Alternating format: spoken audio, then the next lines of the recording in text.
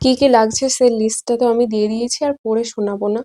আজকে যে আমি সুজিটা বানাবো, এটা ভোগের সুজি, এবং এতে এই প্রসাদের বা ভোগের সুজিতে আমি বাড়িতে যতটুকু শুনেছি লবণ দেয়া হয় না, তো আমি লবণ দেব না।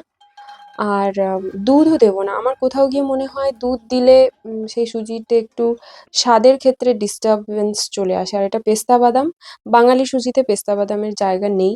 আমি শুধুমাত্র সাজানোর জন্য পেস্তা বাদামটাকে ভেজে কুচিয়েছি। বড় চা চামচের ২.৫ চামচ ঘি নেবে। আমি এখানে ছোট চামচ ব্যবহার করেছি, সেই চামচের হিসেব বলছি না, যেহেতু সবার কাছে ছোট চামচ নাও থাকতে পারে। ৬ থেকে ৭ মিনিট মিডিয়াম ফ্লেমে অনবরত নাড়তে থাকতে হবে।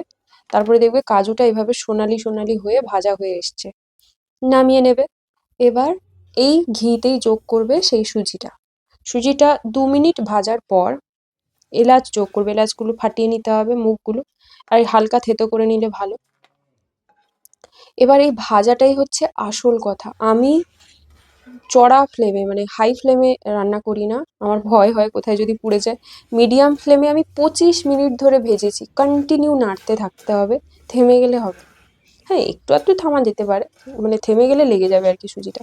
আমি জল ঢালার আগে চিনি দিলাম যাতে সব গুলে যায়।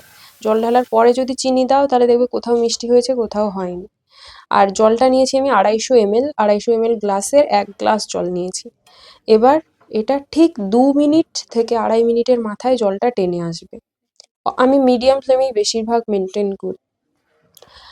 আর তাতেও যদি দেখো জলটা টেনে আসছে না, মানে এইভাবে ঠিক এই কনসিস্টেন্সি বা এই অবস্থাটা আসছে না সুজির, ততক্ষণ ওটা টানতে দেবে। তারপরে এটা ৫ মিনিট রাখলেই জমাট বেঁধে যাবে সুজিটা। এবার ছুরি বা খুন্তি যাই হোক একটা দিয়ে এইভাবে কোনাকুনি কাটতে হবে।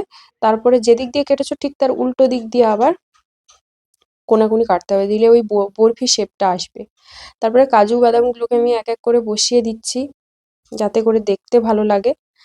আর যে কোনো জন্মাষ্টমী তো আজকেই, আর জন্মাষ্টমী ছাড়া যে কোনো পুজো পার্বণে আমাদের বাঙালি প্রসাদের তো সুজি থাকেই। মানে আমি তো ছোটবেলা থেকে সবার বাড়িতে, যার বাড়িতেই প্রসাদ দিক না কেন, সুজিটা আছে কিনা চেক করে আগে ওটাই তুলে নিতাম। ভীষণ ভালো একটা প্রসাদ। তো আশা করি সবার ভালো লাগলো, এবং এটা কেমন হয়েছে দেখতে সেটাও আমাকে জানিও।